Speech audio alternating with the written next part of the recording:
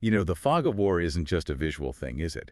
It's really about trying to make sense of conflict through the media we consume. Absolutely. What's actually true, what isn't. And crucially, who is telling the story? And maybe why are they telling it that way? Exactly. And today, we're diving into a really uh, intense example of this whole problem. We are. We're looking at the explosion at Al Ali Arab Hospital in Gaza. That was October 17th, 2023. And specifically, the tangled web of media coverage that came out right after it happened. Yeah, we've got a bunch of sources here, news articles, different reports from various international outlets. And they all capture that immediate aftermath, but also these diverging claims about what actually occurred. Right. And we're also looking at how the media itself ended up under the microscope for how it reported on, such a deeply sensitive event. So just to be clear, our goal here today isn't really to land on the definitive truth. I mean, the whole situation is still fiercely contested. Instead, we wanted to sort of unpack the different stories that came out, explore the challenges, the real difficulties in reporting during conflict. And hopefully give you, the listener, a clearer picture of the different narratives in play, without us endorsing any single one, of course. Okay, let's get into it then. So right after the explosion, October 17th, the first reports coming out of Al Ali Hospital were just devastating. Scale sounds immense. It was. A large number of casualties reported immediately, many, many more injured,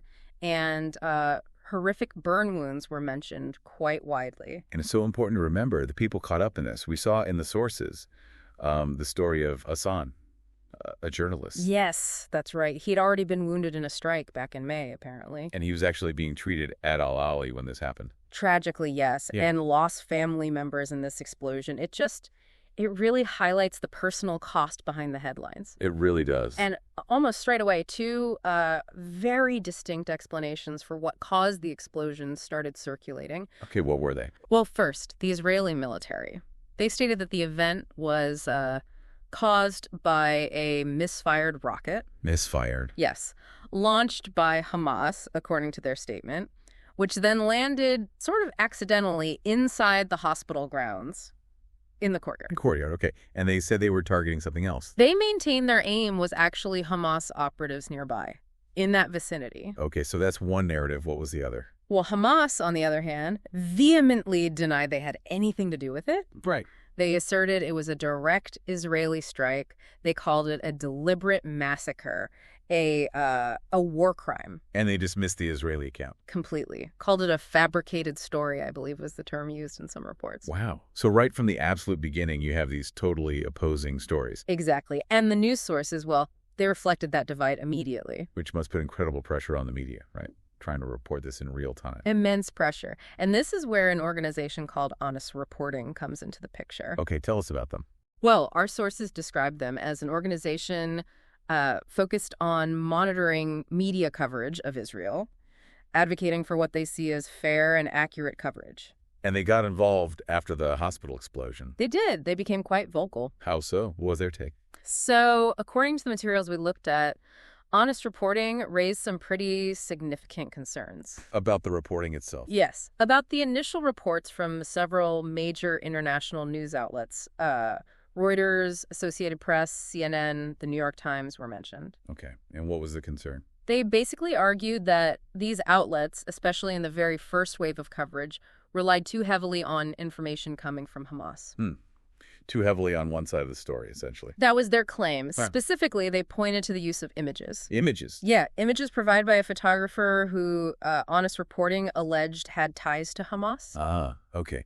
That adds another layer. It does. And they also contended that some of these news outlets later had to, retract or significantly revise their initial reporting. As more information came out, or maybe because of the scrutiny? Likely a combination of both, as the situation evolved and the counter-narrative gained traction. And they used a specific term, balliforms. Yes, that's right. It seems they used that term, balliforms, to describe user-generated content.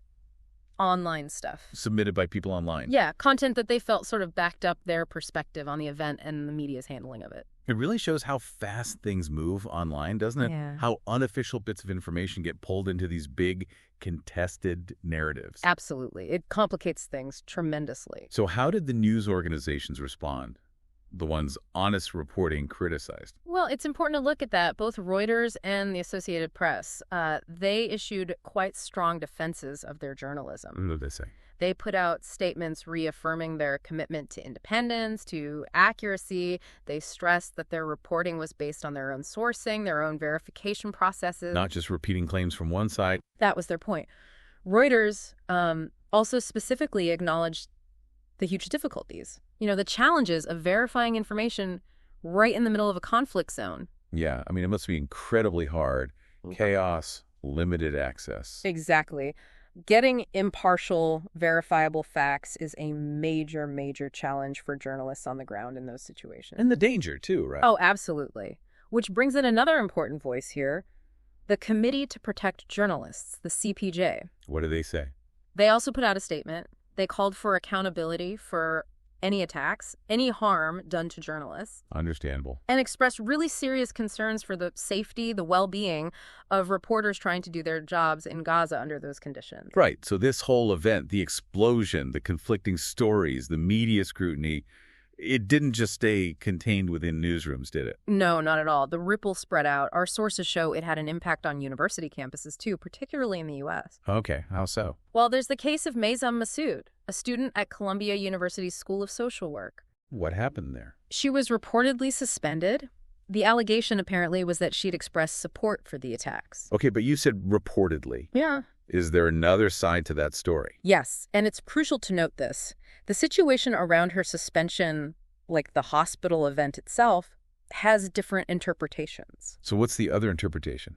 The publication Mondoweiss, for example, they reported her suspension differently. They framed it as being because of her pro-Palestinian advocacy. Ah, okay. Not about supporting attacks, but about advocacy. Correct. And they quoted her saying she was questioned about her identity. Her lawyers also weighed in, arguing the suspension violated her free speech rights. So again, conflicting narratives even around the consequences of the event. Precisely. And this seems to fit into a perhaps broader pattern: increased pro-Palestinian activism, protests on campuses. We saw mentions of that elsewhere. Yes. There was a student hunger strike noted at the New School in New York, and similar demonstrations reported at Stanford University. And things escalated at Stanford. Apparently so. Reports indicate 13 pro-Palestine student protesters were actually expelled. Expelled? For what? For occupying the university president's office. Wow. That's serious. It is. And these kinds of actions by university administrations, the suspensions, the expulsions, they've drawn criticism. I can imagine. People arguing it stifles free speech. Exactly, that it clamps down on the right to protest on campus. So if we zoom out a bit, take a wider view, what does this whole Al-Ali hospital situation tell us? Well, I think it really underscores the huge complexities of reporting accurately from conflict zones. The access issues we mentioned. Right. Limited access for journalists. And the information you can get, it's often heavily influenced by the agendas of the different sides involved. Biased sources are almost inevitable. And then there's social media layered on top. Which is just this incredibly fast pipeline for information, some reliable, some absolutely not. And it can amplify specific narratives so quickly, making it even harder to figure out what's going on. Definitely. It adds fuel to the fire, you could say. It also makes you think about the news organizations themselves, doesn't it? How so? Well, you mentioned honest reporting's perspective. Yeah. But it brings up the broader point. How do organizational biases, or even just different editorial priorities, shape the way news is framed? That's a really important point. The perspectives and maybe even the inherent structures of different news outlets can subtly or not so subtly influence their coverage, especially with something this charged. So just to sort of wrap things up, we've looked at these two fundamentally clashing accounts of what happened at Al-Ali Hospital. Who was responsible? We have, and we've explored how the media tried to cover it, the intense scrutiny that followed, and even how it played out on university campuses far away. Yeah, the campus protests, the free speech debates. It all connects back.